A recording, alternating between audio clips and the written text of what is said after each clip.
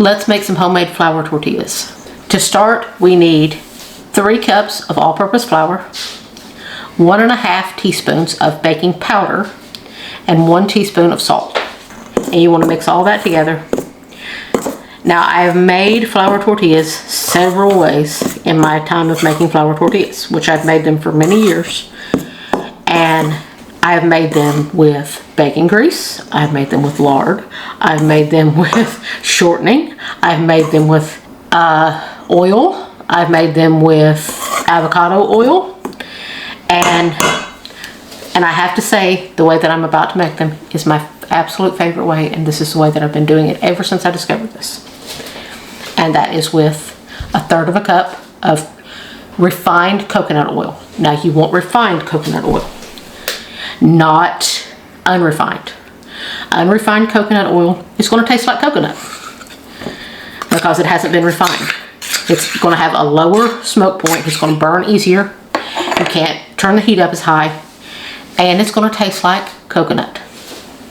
Where this is not going to taste or smell like coconut at all. So make sure you get refined.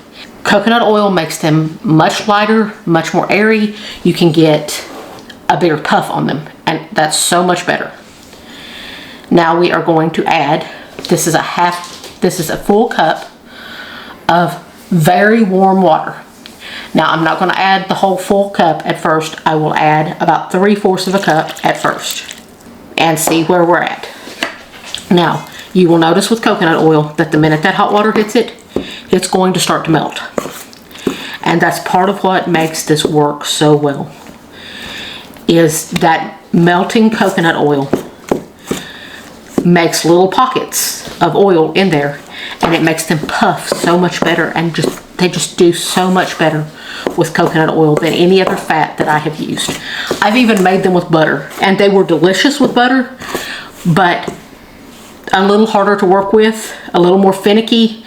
The tortillas themselves are a little more delicate, so they tend to rip a little bit more when you're rolling them out. So I tend to like the coconut oil. They've got much better structure to them, but yet tender at the same time. So I'm going to add the rest of my 1 cup because it's very dry and you want it to be a moist dough. Now, you can use a spoon like this, or you can get in there with your God-given tools at the end of your wrist, which is normally what I do, and that's what I'm going to switch to right now. Because I like being able to get my hands in there, because you can feel everything and see, like I just uncovered, once I got my hands in there, I uncovered a big ball of coconut oil. So you want to work that in. And you want to make sure it takes up all of the flour that is in the bowl and cleans your bowl. Now, this doesn't require much kneading. You're also going to notice when you make them with coconut oil rather than lard or butter or oil or shortening, you will notice that the dough doesn't have to rest as long. The dough only has to rest for like 10 minutes. After you mix up the dough, it's very quick. Where with everything else, it has to rest for at least half an hour. So that's another plus in using coconut oil. Now you want to put it out on your countertop or any work surface, and you want to knead it. Now, of course, I shouldn't have to say this. This is a very clean countertop. I shouldn't have to say that, because you guys should know to clean your countertops. If you don't, then your mama should have taught you that. So you don't even need this much. See, it's very slippery, and that's actually what you want, and that's what the coconut oil does. It makes it a very slippery dough, which makes you be able to roll them really thin without them ripping or tearing or breaking, because this is actually the perfect consistency for a tortilla dough. Now, that is a beautiful, beautiful tortilla dough. And you only need it for probably about 1 minute to 2 minutes until you start to feel it giving you a little resistance and starting to feel it getting a little stiff. And if you don't know how to knead, you flatten it out, fold over, push away from you. Turn it, fold over, push away from you. And you just keep doing that until you start to feel some resistance. And see, this is getting tougher because the gluten is worked out. And see, it's a nice smooth ball now. And you will know it's ready when the ball gets really smooth like this. Now we're going to put this in back in our bowl, cover it with a kitchen towel, and let it rest for about 10 minutes. Now I know this looks like I'm about to do a magic trick, but I'm not. Ta-da! Hey, watch the product. The product is magical when you're done. So don't. So this towel, hold on to it. Don't go put it in the laundry. Hold on to it because you're going to need it to wrap your tortillas in when they're done. Because you want to wrap them in something to keep them warm and pliable. And a good thick towel will do it. Now the gluten has relaxed and your dough is nice and soft now. Now you want to roll it out into a log. This amount of dough will make 12 flour tortillas. So you want to cut this. Well, apparently Jason's going to karate chop it. He's going to karate chop it into 12 pieces. Sorry, I quit being annoying. You're not annoying. Now, we're going to cut this in half. I'm going to cut each half into 3. So that'll make 6. This is a math lesson, by the way, children. Bet you didn't know you was coming here for a math lesson. Then I'm going to cut each one like this. That way you got 12. Now, if some of them are a little small and some of them are a little big, borrow from Peter to pay Paul. Or you can make small tarantulas. Yes. For those of you who aren't into Andy Griffith, you won't understand that reference. Now, you want to roll them into balls. And you do that by putting the blob of dough right there on the counter. Cup your hand around it. Like a tarantula. And roll it between your hands like this. Shell game. Yeah, it kind of is. And see, it makes a little smooth ball. You want to do that with all of them. Now, some of these will be big, some of them will be little. As long as they look good from 50 yards on a galloping horse, I don't really care. Now, while you are making these into balls, you want to have either a skillet, preferably cast iron, because you'll get a better browning and a better puff on cast iron. But you can do non-stick or stainless steel. But I usually use an electric griddle because I can fit more than one on there at a time. So I get them done quicker.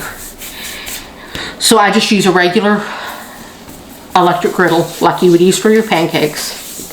But if you don't have one, don't worry about it. Just use a cast iron skillet or a non-stick. If you use a cast iron skillet or any skillet, have it heating really well right now over about medium to medium high heat. Your griddle, make sure that you are heating it to about 400 degrees. You want it nice and hot. Now you want to take your dough and you want to work it out into a disc with your thumbs. Just like this. I am turning it and working it out into a disc. Now you put it out on your surface and just kind of flatten it out with the palm of your hand. Now, I know there's such a thing as tortilla presses, but I really don't recommend using them. They are great for corn tortillas. Flour tortillas, you want them extremely thin.